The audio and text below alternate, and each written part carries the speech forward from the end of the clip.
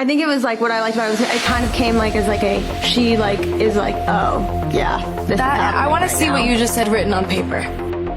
So what's your podcast about? Oh, it's about psychology, true crime, supernatural stuff, the occasional paranormal or philosophical rant. Well, maybe I could check it out sometime. What is real? How do you define real? With the shape the world's in, it'll only be delaying the inevitable. Still, if it buys us time to try and build something better. The only person standing in your way is you. You've been living in a dream world. Lose yourself. The only thing I cared about was making it to the next sunrise. Sure as hell didn't care about the future.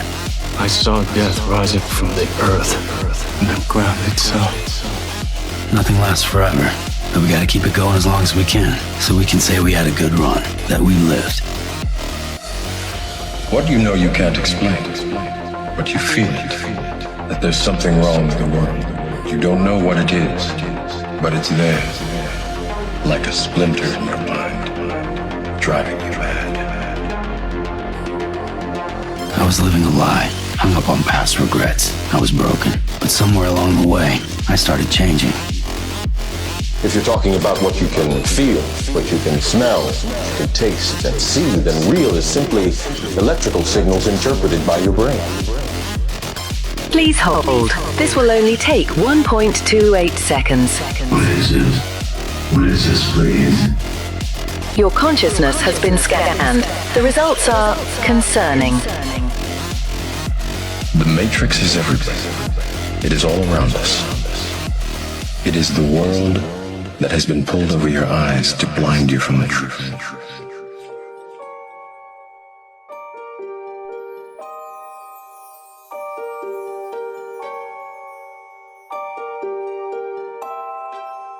This is your nautical lantern on the dangerous seas of darkness. Let's push off from the placid shore of the status quo and explore what's beyond the horizon. I am your host, BT, and this is Truth and Shadow, your podcast of the supernatural.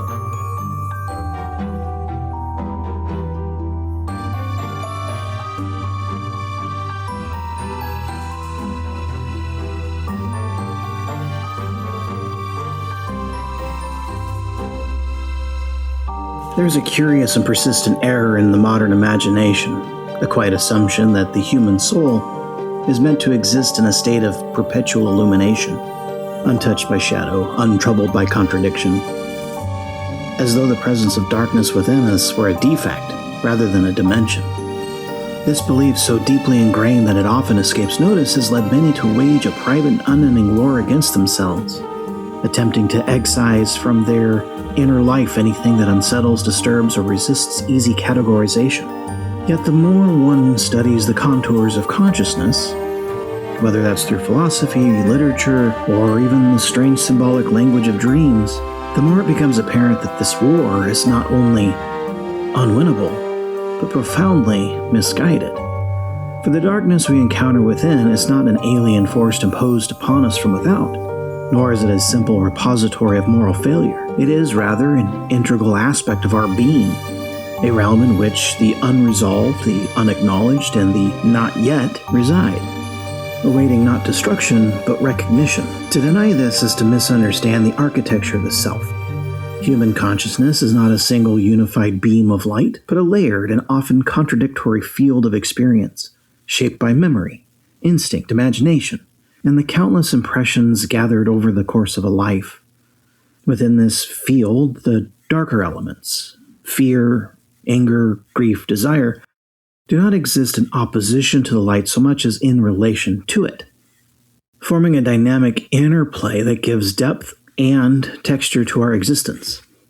One might even say that without the presence of darkness, the light itself would lose its meaning, becoming a featureless and sterile glow that illuminates nothing of consequence. It is only in contrast, only in the encounter of what is difficult or obscure, that illumination reveals its true function, which is not to erase, but to make visible. This is why the impulse to eliminate darkness so often leads to distortion rather than clarity, when aspects of the self are rejected outright. They don't vanish. Instead, they retreat beneath the threshold of awareness where they continue to exert influence in ways that are indirect, symbolic, and more often than not, misunderstood. The person who refuses to acknowledge their capacity for anger may find that it emerges in subtle forms of resentment or passive aggression, shaping their relationships in ways they cannot fully explain. In a similar way, unprocessed grief may harden into emotional numbness, creating a sense of distance not just from others, but from themselves. In each case, the darkness has not been overcome, it's just been displaced. And in its displacement, it becomes more difficult to recognize, more difficult to integrate, and therefore more likely to manifest in ways that feel foreign or uncontrollable. The alternative to this pattern is not indulgence, nor is it a romantic exaggeration of the shadow, as though all that is dark were therefore profound or authentic. Rather, it is a deliberate, sustained engagement with the full spectrum of our inner experience, guided by a form of awareness that is capable of observing without immediately judging or reacting.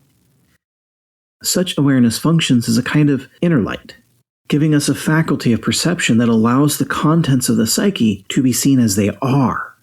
When this light is directed toward the darker regions of the self, something remarkable begins to occur. The very qualities that once seemed chaotic or threatening start to reveal their underlying structure and significance. And so if we take anger again, when it's examined, it may disclose to us a history of violation or a deeply held value that has been ignored. Something like fear may point toward a vulnerability or the recognition of a genuine risk. Even destructive impulses can, when brought into conscious awareness, be understood as distorted expressions of needs or drives that have not found a healthy form of articulation. It's in this sense that the darkness becomes not an obstacle to growth, but a source of information, a kind of symbolic language through which the deeper layers of the psyche communicate. And to engage with this language requires patience and a willingness to tolerate ambiguity. For the meanings that emerge are rarely simple. They often challenge our self-concept, our own story, forcing us to confront aspects of our identity that we would prefer to keep hidden. But it's here, in this confrontation, that a more coherent and integrated sense of self can begin to take shape. There is, of course, an inherent danger in this process. For the exploration of one's own inner darkness can lead, if undertaken without sufficient grounding, to a kind of obsession or fascination that can mistake depth for descent into a form of psychological narcissism. One may become enamored with the intensity of shadowed experiences, interpreting them as evidence of greater authenticity or insight, being true to themselves, and in doing so they lose sight of the balancing function of the light. This means that the goal will not be to dwell in the darkness, nor to identify with it as the truest expression of ourself, but to bring it into a relationship with awareness, where it can be understood, contextualized, and ultimately transformed. And without awareness, our response to inner and outer stimuli are largely automatic, driven by patterns that operate below the level of conscious intention. With awareness, however, a space opens between that impulse, action-reaction. It's a kind of space in which reflection becomes possible and shows us alternative courses of behavior. And so it's within that space that the interplay of light and darkness will find its most constructive expression. And it'll allow the individual to acknowledge the presence of conflicting drives or emotions, yet retain the capacity to decide how they will be enacted. To live in this manner is to accept that wholeness is not the same as purity. It is to recognize that a fully developed self is not one that has eliminated all traces of darkness, but one who has learned to incorporate these into a broader, more nuanced concept of their identity. Such a self is not free from tension or difficulty, of course not, but it is no longer divided against itself in the same way. For those elements that once operated in isolation or opposition have been brought into our own inner monologue and into a dialogue, if you will. And this dialogue will be ongoing. It's going to be challenging. It's the foundation of the genuine growth in which we're talking about. And so the importance of embracing both light and darkness lies not in any abstract philosophical principle, but in the practical reality of what it means to be human. We are beings who think, feel, imagine, remember. And in each of those capacities, there exists the potential for both illumination and obfuscation. To deny one in favor of the other is to diminish the richness of our own existence, to reduce the complexity of the self into something more manageable, but ultimately less true. And so to accept the full spectrum of what we are, who we are, and to allow the light we possess to illuminate even the most difficult aspects of our inner life is to engage in a process of ongoing, continual discovery. One that deepens our understanding not only of ourselves, but of the broader human condition. And so it's that process, not in the futile attempt to achieve a flawless inner state, that possibility of genuine transformation resides, grounded in the recognition that the path to clarity does not bypass the darkness, but passes directly through it.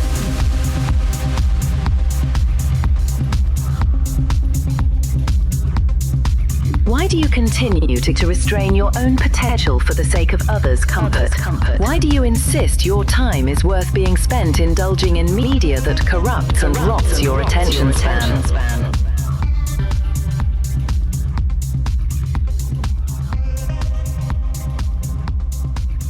Today, we wade into the fault lines running beneath our collapsing institutions. Those places where trust has eroded, corruption breathes freely, and the familiar world feels like it's coming apart at the seams. One question rises from the rubble. What is it in the human soul that keeps generating this darkness? And are we forever bound to it? In these hours, when dreams run aground on the jagged rocks of reality, we're left wrestling with the same shadows that haunt our neighbors, our leaders, and ourselves. The question that won't go away, the one that keeps returning with a quiet insistence, is simple. Can we change? Our guest today steps directly into that struggle. She's an author, a thinker, and explorer of the hidden terrain. Sarah McCrum, welcome to Truth and Shadow Podcast. Thank you, BT. That's the most interesting introduction I've ever had in an interview. Wonderful. Thank you. I appreciate it. Well, for those who may be new to you or your work, how do you describe what it is that you do, and how did you arrive at this path? So people will usually describe me as a money consciousness coach because I run a coaching business, and a lot of it is around money, especially the energy of money. So it's a very different perspective on money than normal. But inevitably, if you start dealing with money, you deal with business. When you start dealing with business, you start dealing with the economy at some level and the wider world. And I think just in relation to the introduction you gave, that took me into having to explore some of the darker and more challenging territory because I couldn't resolve certain things that were coming up both for me in my business, but also at a global and a collective level without going to places that I hadn't been to before. And the background to that is that I did spend 22 years training with Chinese energy masters. And I talk a lot about energy, life energy, chi, whatever you want to call it, because it's kind of like a second language to me.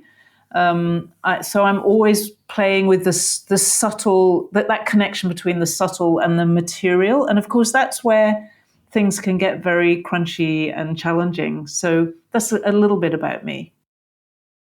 So was there any specific moment? I mean, you said you've been doing this for 20 some years, but was there something that pushed you towards exploring this landscape that you're on, dealing with, like you said, working with a money consciousness coach and gaining some of that knowledge and information from the Chinese energy masters? Well, yes, what pushed me into this whole direction was that when I was 30, my younger sister died of a brain tumor. And that jolted my life because the path that I appeared to be on, that I was already not really on, actually. It's like I'd already stepped off onto a different path without quite realizing. I should have been a school teacher, then I should have been a headmistress of a school in England.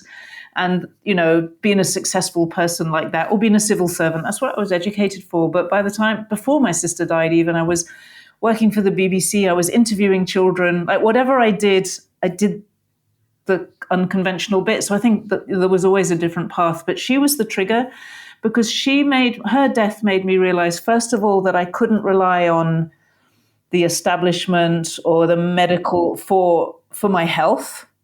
Maybe in an absolute dire emergency that I could rely on them to cut me open and, do certain things. They cut her open and all of that. And also for the same for my happiness. I realized that there was no one out there who was responsible for my happiness. And I couldn't guarantee it by living the life I was living. And so I think that was the curiosity that drove a different direction. And on the other side, just feeling totally stuck. 6 months after she died, I was just emotionally stuck, completely blocked is how I felt. And 9 months after that, I again felt just really weird in my life. And so I looked for solutions, and I found acupuncture and Qigong initially.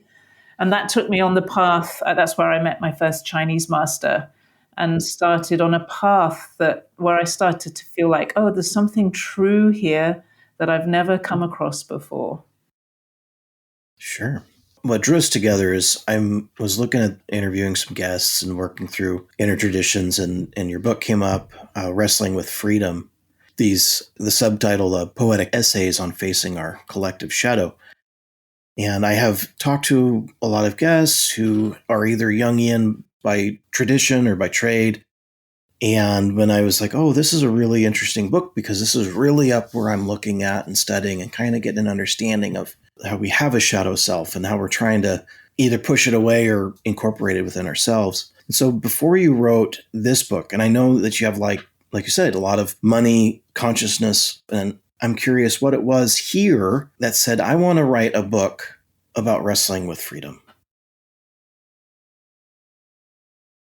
Well, the truth is I didn't want to write a book about wrestling with freedom. I needed to write.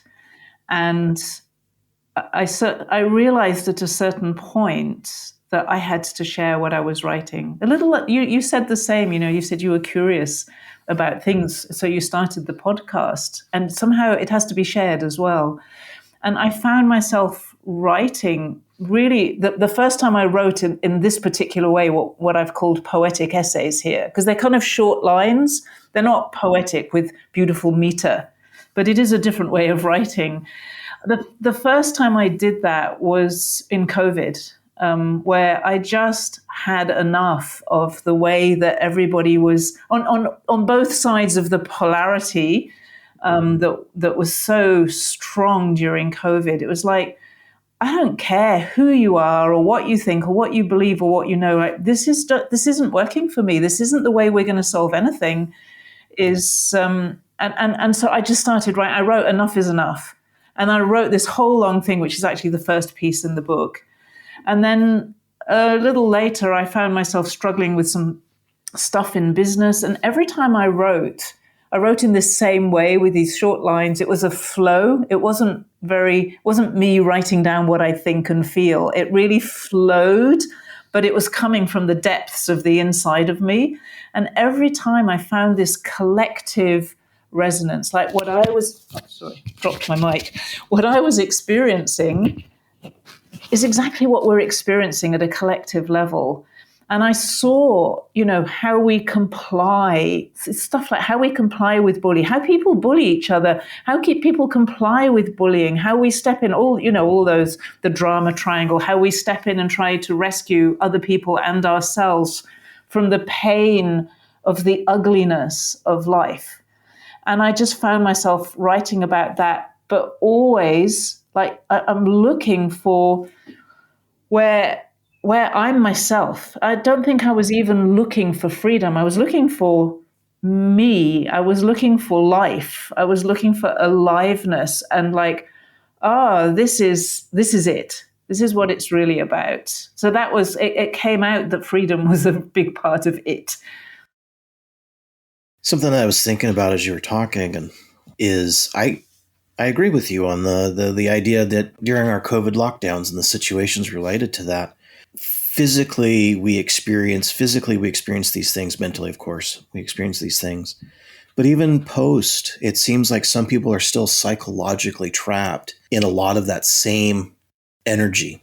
Not specifically, making sure they're wearing a mask or they're a little bit more conscientious of other people and keeping other people, safe from some kind of communicable disease. I mean the psychology, the fear of the other that's going on, and it seems to have grown so much. And I think people need to learn how to ground themselves and return basically back to what's normal.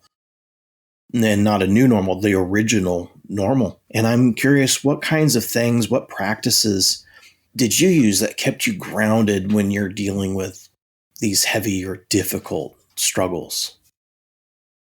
I would say that it goes in layers. My first layer is always to relax, whatever happens.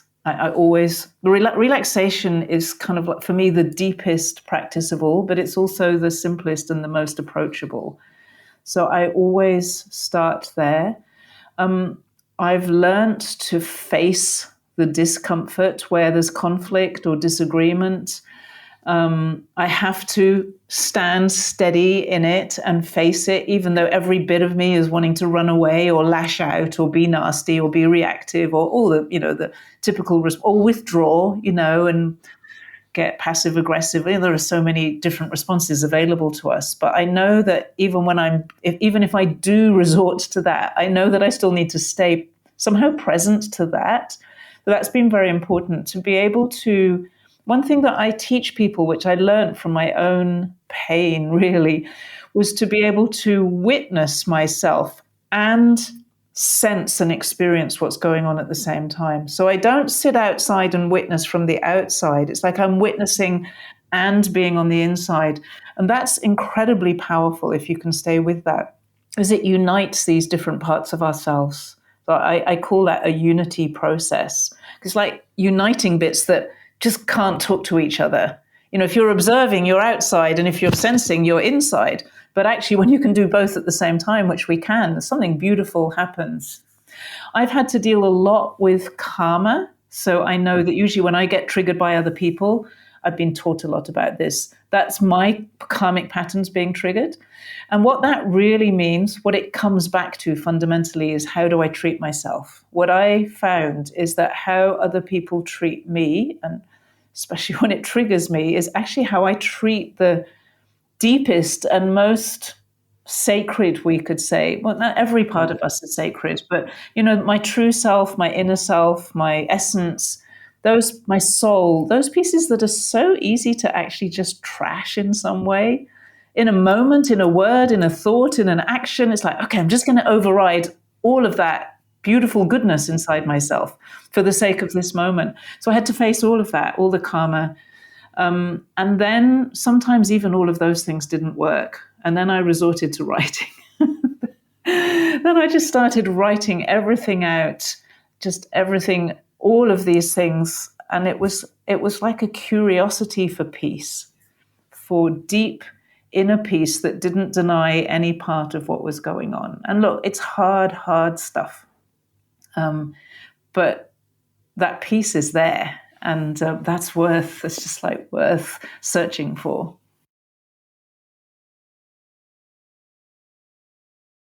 And I think that all of us get to a point where we're trying to answer questions. And I think that the method that you used for writing down and working with this book here is basically trying to go, there's some questions that I have and they're really deep and I really need to figure out how to bring them out. And it sounds like when you write these things down, it's more like your muse is taking over.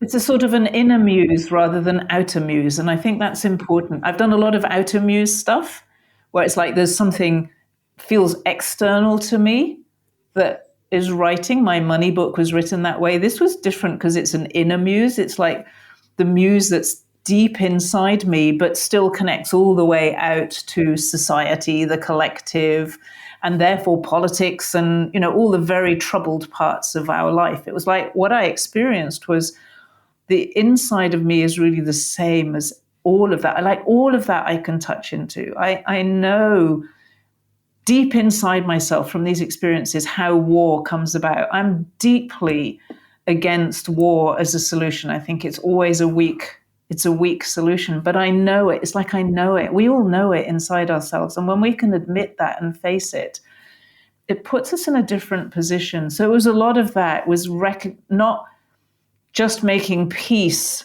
so that I don't feel any of the nasty stuff anymore. It was more like recognizing and allowing all that nasty stuff to be here so that I let go of the denial of that side of myself. And it's felt very important to do that.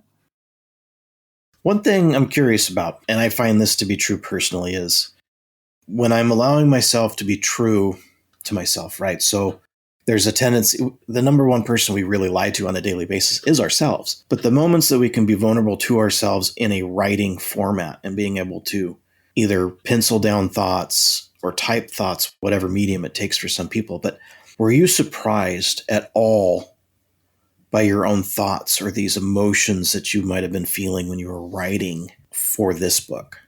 You know, I found myself reading what I'd written over and over and over again because it had such a resonance for me. So yes, I think that's my way of saying, yes, I was surprised by the intensity and the beauty in a way that comes out of that. I was surprised by the depth of incomprehension. You know, how can we as human beings behave the way we do? Like, how is it possible that we ever got to this? So that there is one piece where I just couldn't go all the way. I had to just leave it in this totally incomprehensible place.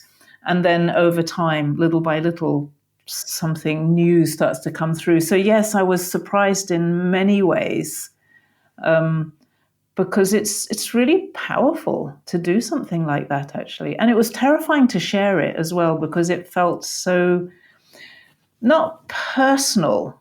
It is personal, but I didn't feel like I'm sharing all my shit kind of thing. It wasn't really like that, but it felt very intimate and very, I'm not sure what the word is, raw in a way. No, that works. It's true to yourself. I mean, that's exactly what it is. And so when you're looking at writing these things out, one of the things I think you were talking about is that we as a society have begun to lose kind of trust with certain institutions. No more did we recognize that really than, like you had already brought up, COVID. More than that, I mean, it's a kind of continual thing. And I think that really kind of just blew it up 100%.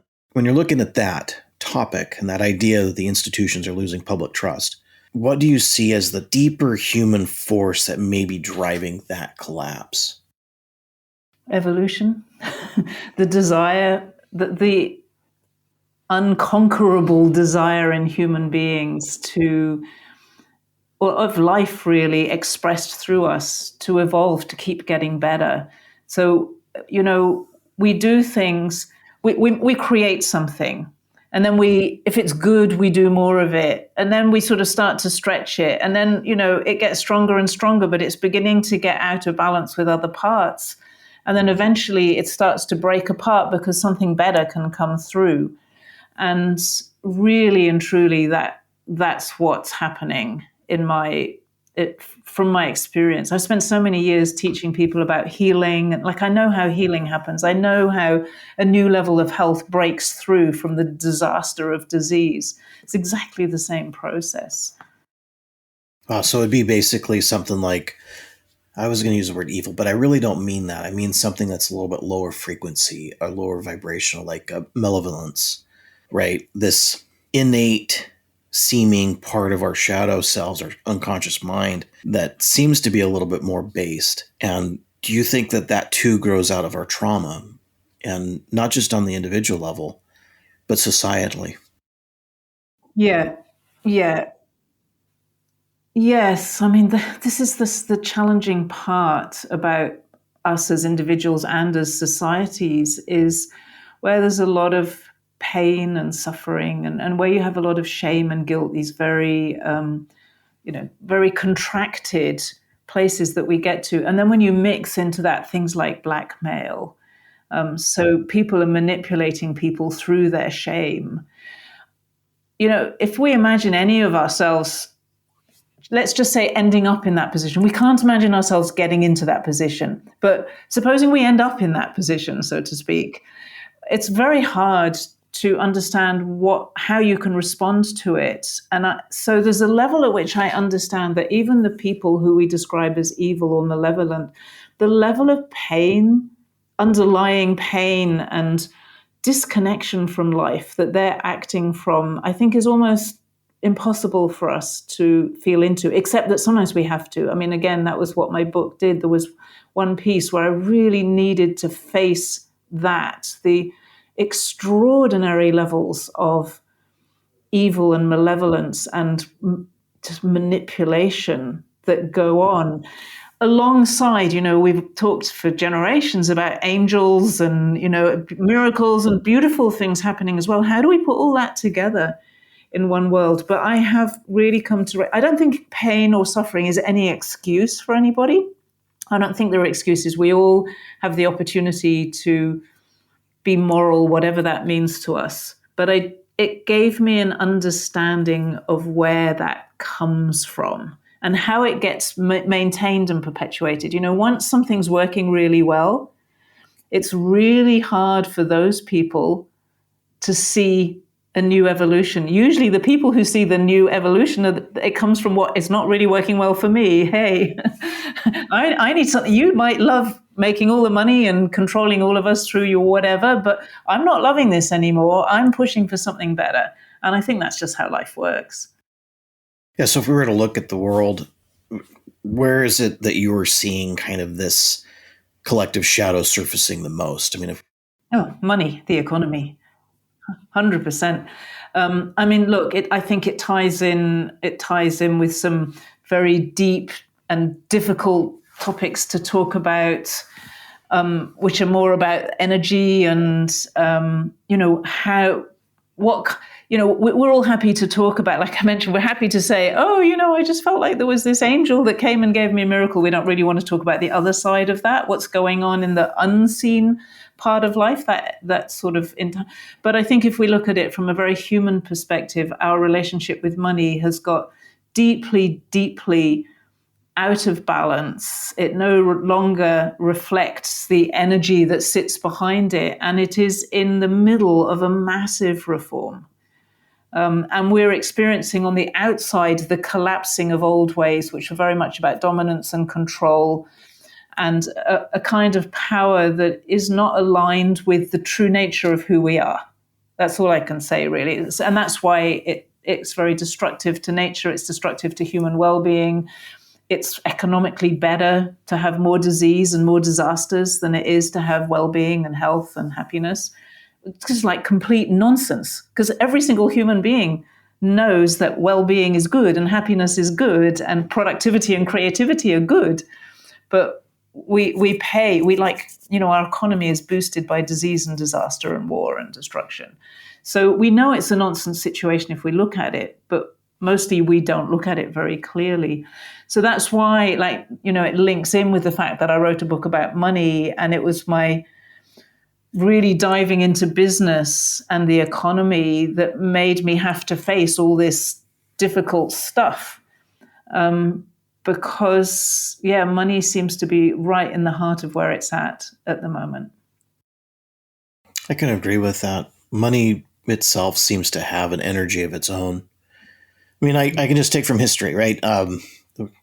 In the early 1800s, 1700s, the United States, for example, well, it wasn't the United States then, but if you worked hard and made enough money, you could be, God forbid, a slave owner. I mean, there's kind of a thing that, you wanted to do. And then later on, it's if you work hard, you'll have the house, the farm, and all these, this 401k and everything.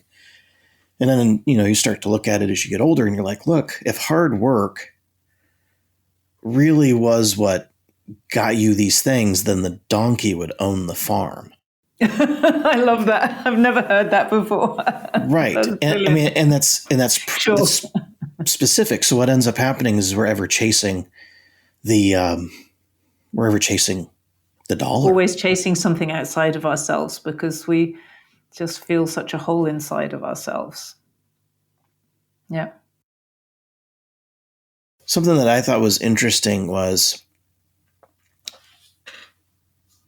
people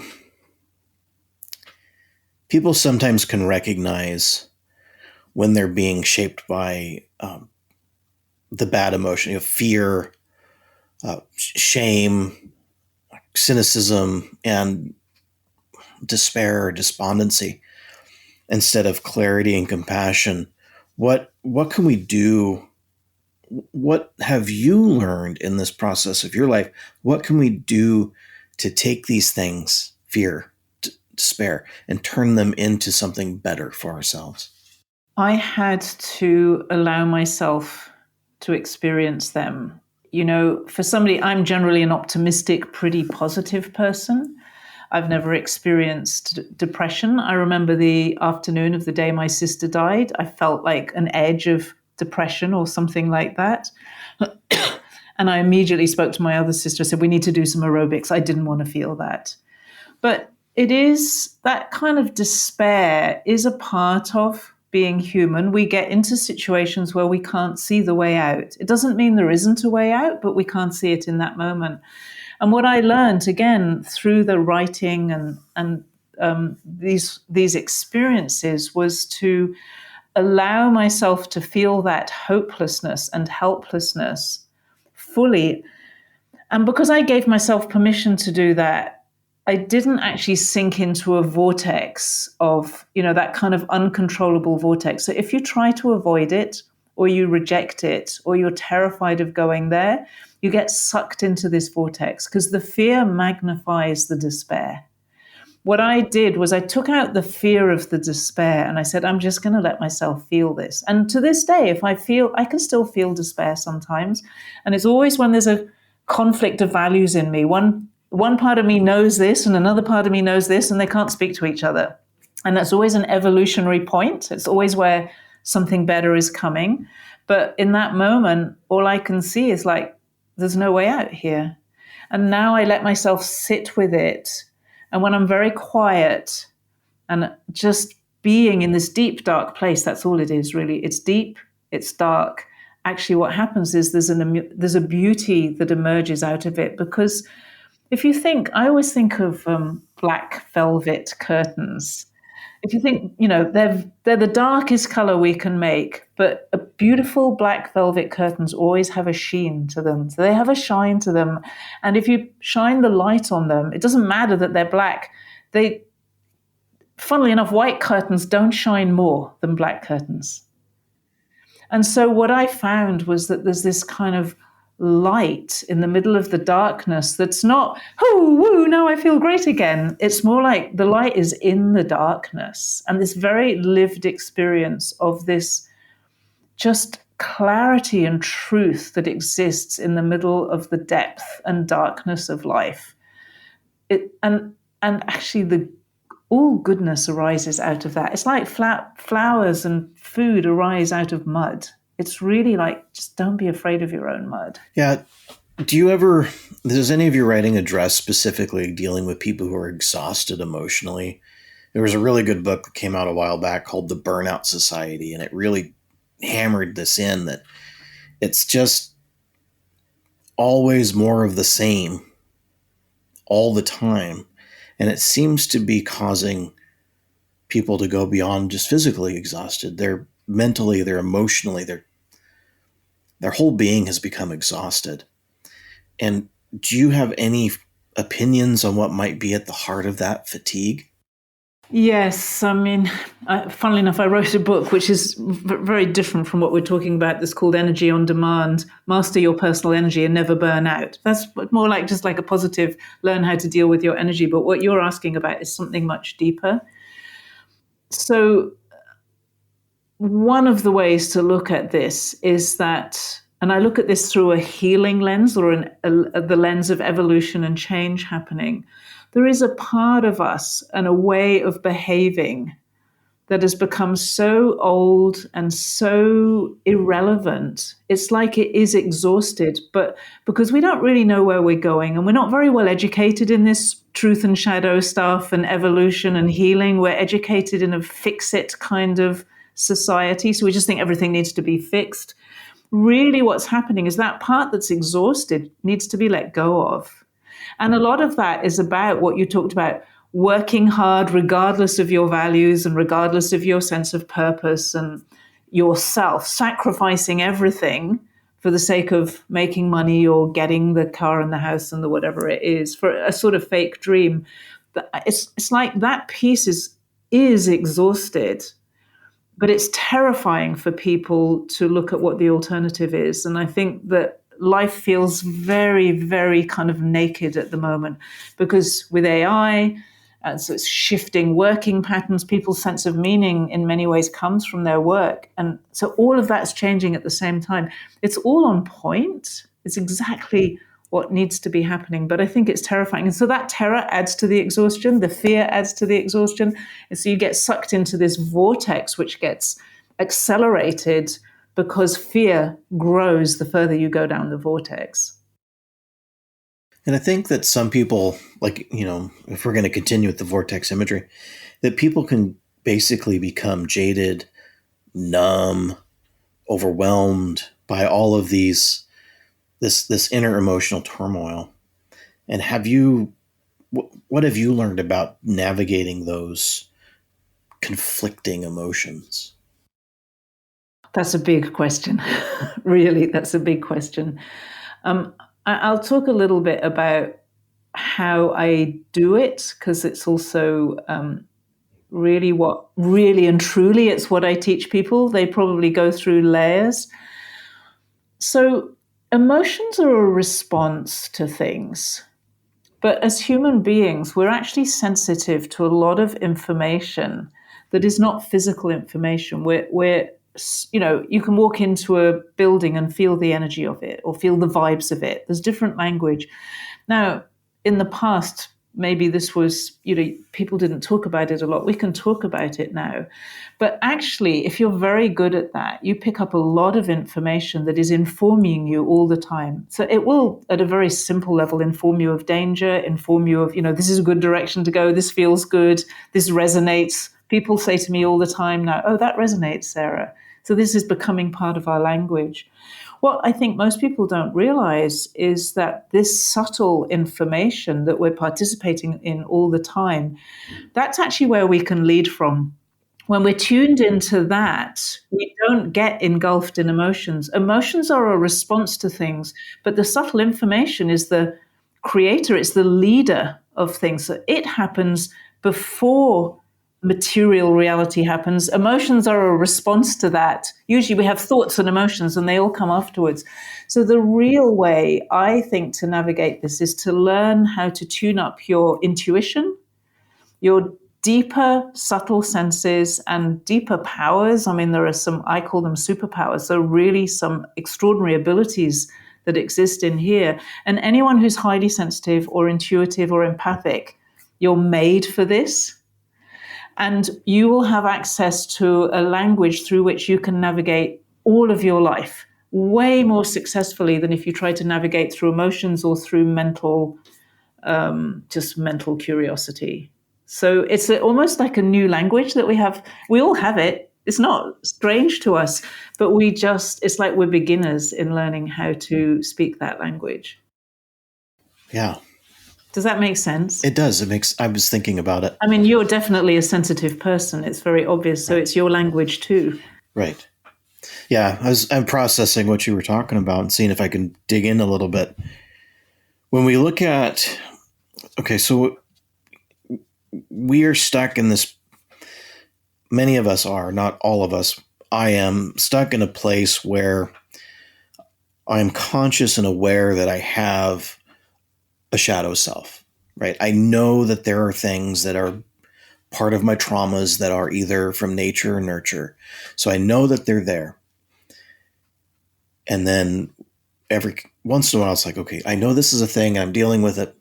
I need to get in there. And then what happens? We get overwhelmed.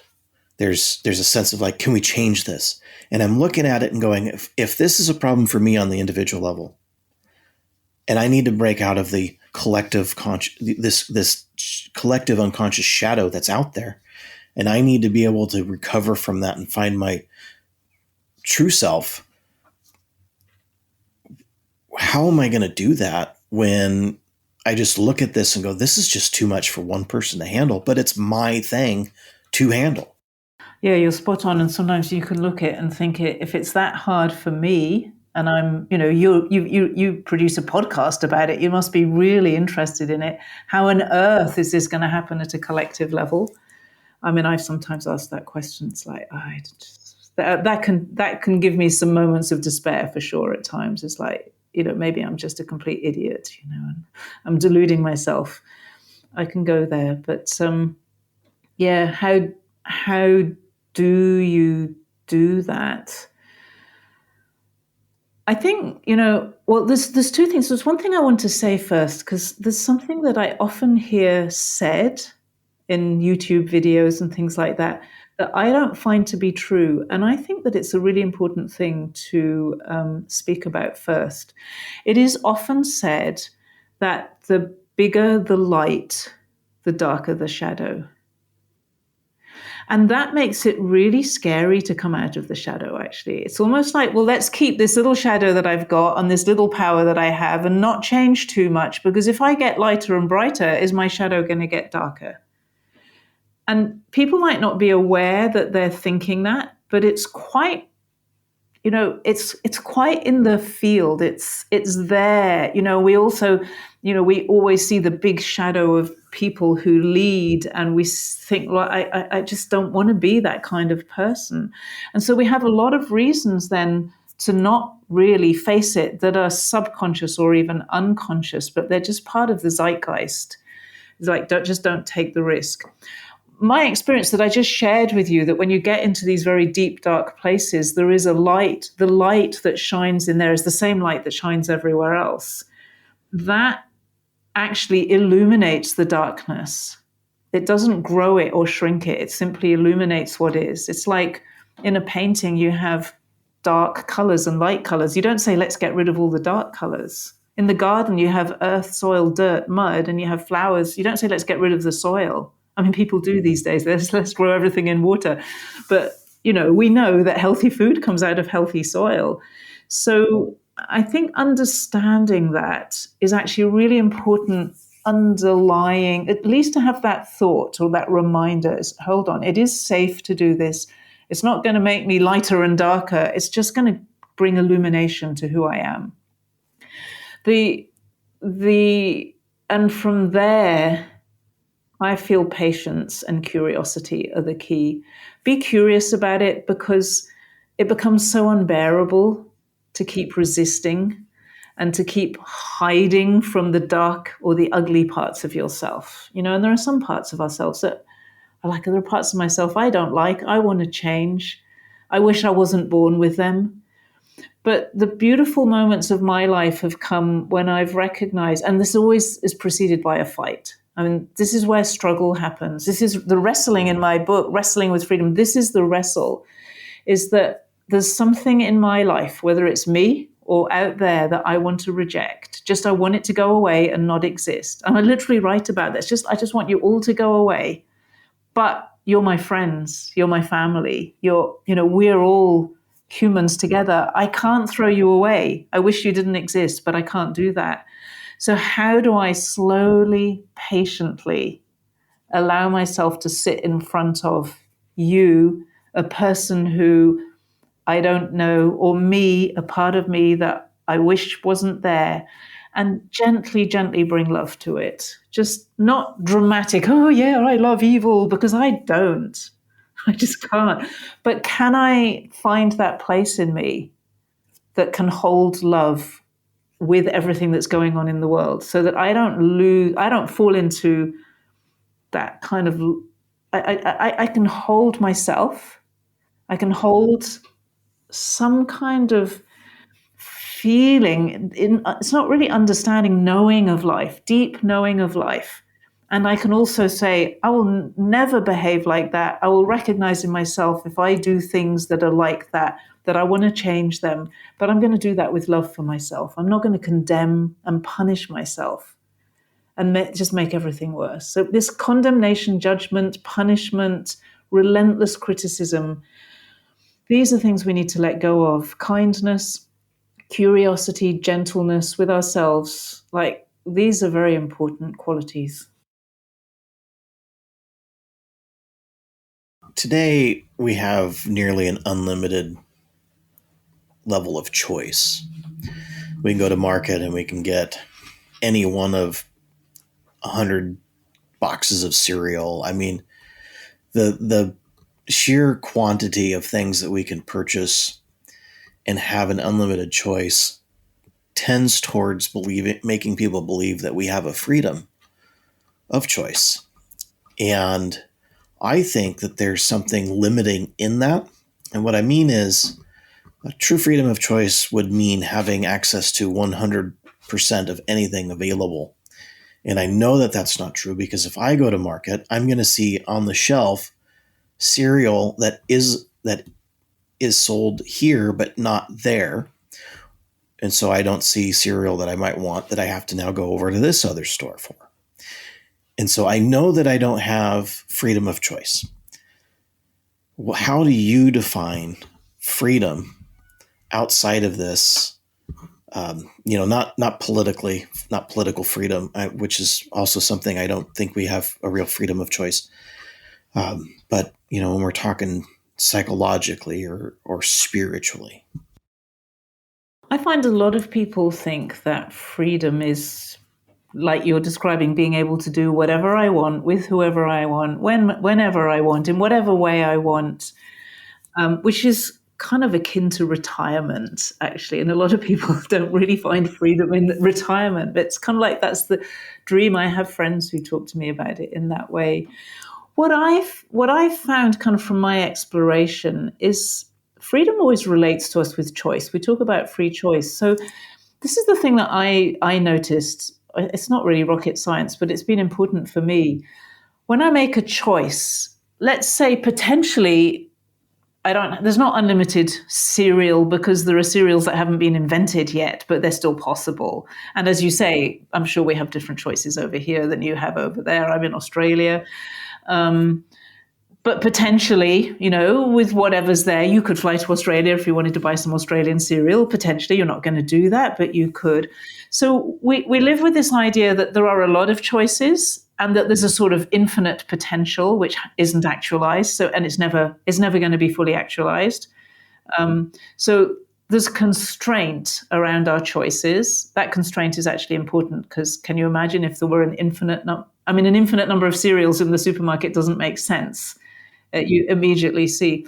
But the thing that is really important actually about freedom is that we make that choice. And in the moment that you pick this cereal and not that cereal, you're just choosing one out of many. And if you don't do that, if you stay in the place of choice and never make any choices, never narrow it down to only one, the most limited place you can possibly go to, you never do anything in your life. So what I found is freedom is the ability to source, like I'm aware of all these different cereals or all these different, whatever it is, I have awareness. And then I make choices, and that choice changes what I eat for breakfast the next day. And then the minute I make that choice, it all opens up again. Like, oh, now I can make another choice. I could buy another cereal. I could go and buy some eggs. I can say, no, I'm going to finish the box. I have lots of choices of what to do next. But the thing is, people often think of freedom as the ability to choose, and they don't think about the actual choices. When you do this open, close, then you have to live with the consequences of your choices. And then you can move towards freedom. So you feel more and more alive and more free in yourself, the better choices you make. But they're based on your values. No one else can tell you what they are. So for me, freedom is a direction. It's not an arrival. It's not one day I'll be free and then I'm cooked. It's like I'm moving in that direction, and I have many experiences of it. And I have many experiences of, big choice, small choice, constraints, needing creativity. Creativity comes from constraints. So we need always this combination. And that's what has helped me to experience freedom that I couldn't even touch when I was younger. And I'm thinking about, sometimes we get ourselves in a place where we need to change, to have our own transformative moment. And since you do, money coaching, and it's really funny to say it that way because usually I think of someone like Dave Ramsey or someone who's teaching finances, right? When I say that, but I understand that there's more involved here, right? You're dealing with probably individuals who, like me, I have a spending problem. I don't have a money problem, right? And so, money burns a hole in my pocket. There's a song about that. But when is it that you find within what you do, right? This coaching, where do you see the transformation happen?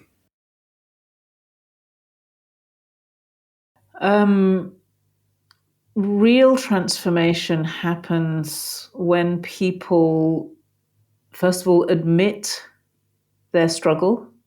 They don't hide it, because with money, people hide a lot. Admit their struggle, relax with it. Just relax in whatever way they can. In a way, let nature do its part, because actually where that struggle is where you're evolving. And if you can take the pressure off the struggle, if you can stop fighting so hard to stop that, actually, usually we're fighting hard to stop transformation, then it will come out automatically. And this is the weird thing. People think they need to work really hard to transform. But actually, real transformation doesn't come from working hard. It comes, and it also doesn't come from sitting on your sofa all day. For me, it comes from a different kind of engagement. When we work too hard, we tend to block it, or we tend to push it away, hold it away. When we're lazy, nothing much happens. We don't make any choices. We don't make any decisions. But again, it's a sort of direction. There's a sweet spot in there where you actually allow space for transformation.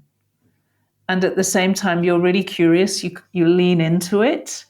But because it's transformation, you never really know where you're going. So the other thing is people want to control it. It's like, no, I want to transform into this, exactly this. But actually what's happening, life is much more lively than that. And it sometimes has a different idea from you. And we need to leave space for that, because that's very fascinating territory then. If someone listening feels crushed by the world right now, and I'm more than certain there's someone out there that feels that way, Sarah, what is something that you can say, here's your first small step towards reclaiming that inner freedom? What would it be? I feel, because that crushed place, the reason I'm hesitating is because it's such a hard place to be in. And it's so hard to even receive or take advice. Like, advice is the last thing you need when you're in a crushed place. And so I'm like hesitating, because all of my teacher, coach kind of stuff comes out. Oh, you just do this and just do that. And I know that's not actually going to work in that place. Something that I feel is important, and it might not entirely make sense at first, but often when we feel crushed, there's a funny kind of way where we feel the weight of the whole world on our shoulders. We're looking at a whole row of problems in our own life, and then a whole row of problems in public life. And it just is, it's too much. And what I really had to wrestle with is to let go of that hero, that kind of superhero that was educated in me, perhaps during the 70s. I have a friend who keeps saying, oh, that's 70s education, Sarah. We all learned to be superheroes. And we have younger versions of the same thing. But let go of needing to be the hero and ask, what is something that I can actually do that is going to make something better? Because I actually can't change the whole world, and I'm never going to. But I can make something, maybe just one of these endless problems, I could make something better and build the muscle of just making one tiny thing better at a time. And it sounds so trite. It's like, oh, one step at a time, step by step. We've heard it all before. But there's something that happens to your energy when you make a decision just to do something that you can do that is an improvement. And it makes you that little tiny bit stronger. It gives you a little bit of energy to do that again. And that's why it's worth doing. And then my last question for the series of questions is, we're faced every day with a myriad of choices, a myriad of challenges. But I think that people who are looking to change, to step out of the state of reacting, for lack of a better word, what is a question that people should be asking and working on for themselves to deal with this, but they rarely ask? So I'm going to tell you first of all what not to ask. So don't ask, what's wrong with me? What am I doing wrong? What's blocking me? Why am I so blocked? Why am I so stuck? Because it will keep you blocked, stuck, and feeling there's something wrong with you. The useful questions to ask are questions like, just really simple, like, how do I make something better? Or what do I want really? Like from my heart and my soul, not from my head and what everyone tells me I should. What do I really want for myself? And how can I move towards that or let that in? Sometimes it's just letting it in. I want more love for myself, actually. Can I let a little bit more love in?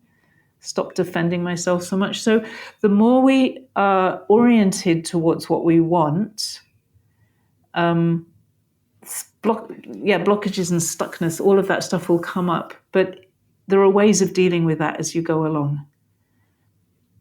But always face forward in your life. Always be orienting towards where you want to go to, and a little bit less oriented to where you've come from.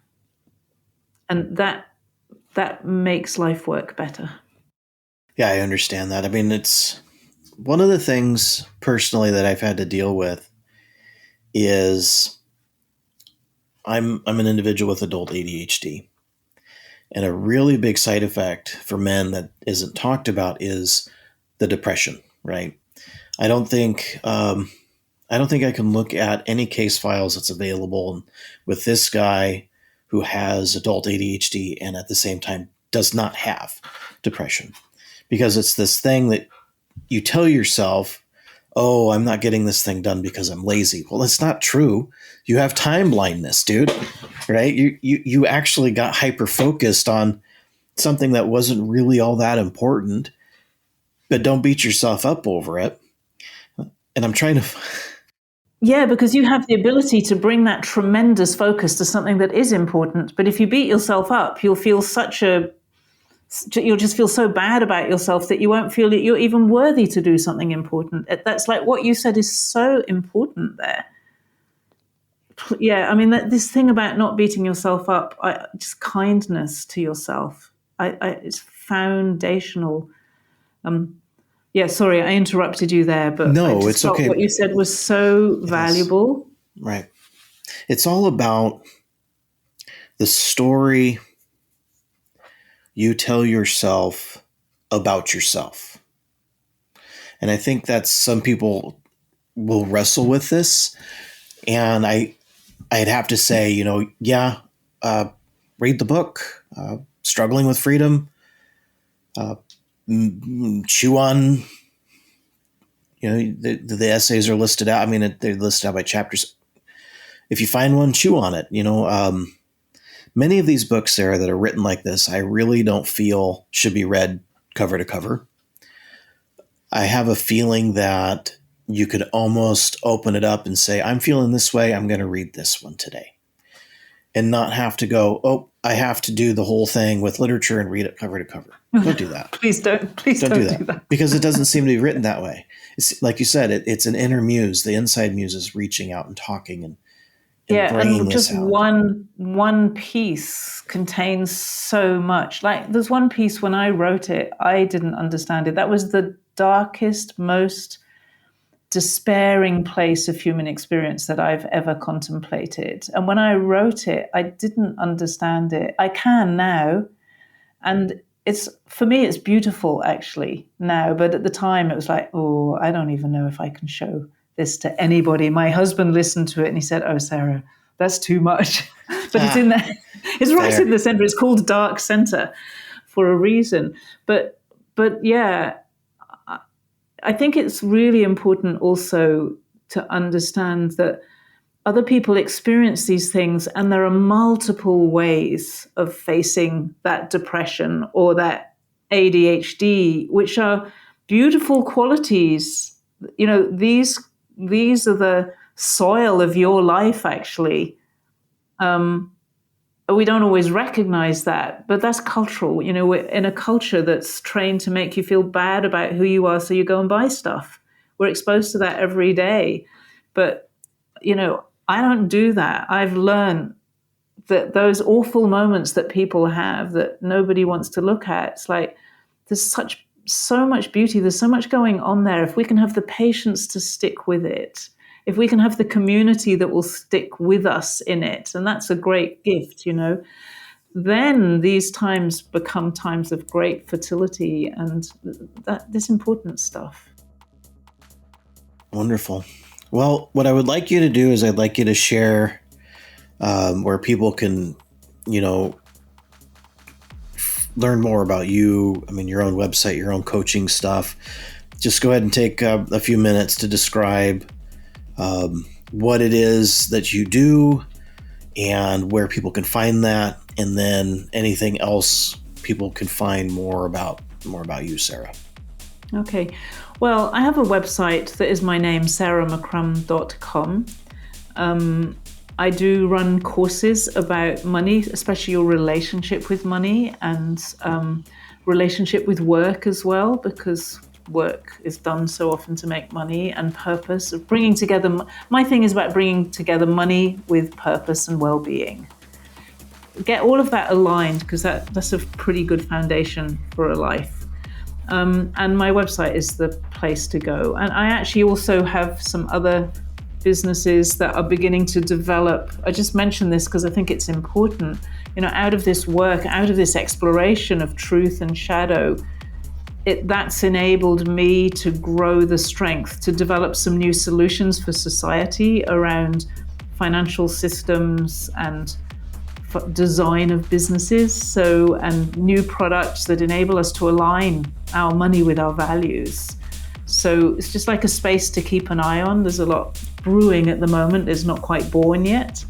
But I say that because I think when you do this deeper work, it gives you so much more backbone, so much more strength, and then you're much more able to go out into the world and create changes that are meaningful to you and other people. Fantastic. I want to thank you very much for coming on my show and talking to me about these things. Well, thank you for inviting me and sharing this with other people.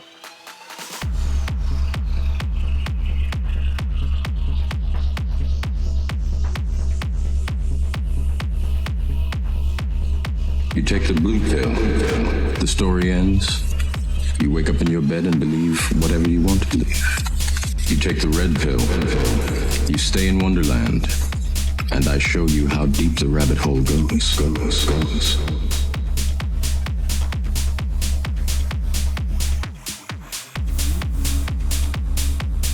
We cling to memories as if they define us, but they really don't. What we do is what defines us.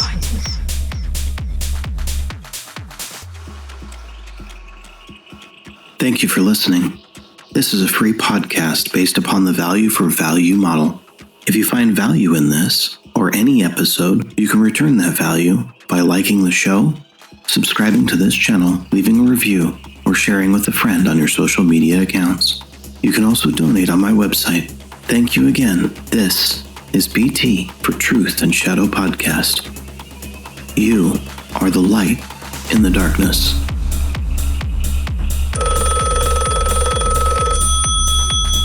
It's a very strange, funny time where everybody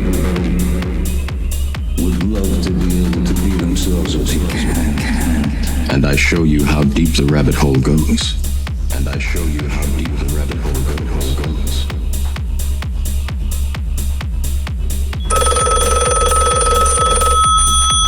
You take the red pill. Remember, all I'm offering is the truth, nothing more. Believe whatever you want to believe.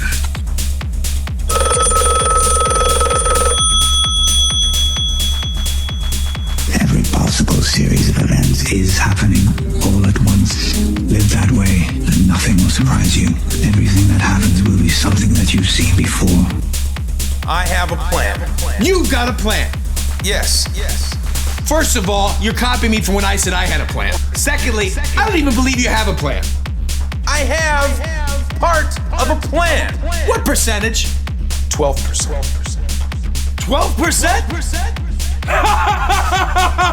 That's a fake laugh. It's real! Totally fake. That is the most real, authentic, hysterical laugh of my entire life because that is not a plan. Because they must fall in line with the person who fell in front of them. You want to live that kind of life? I wish you the best.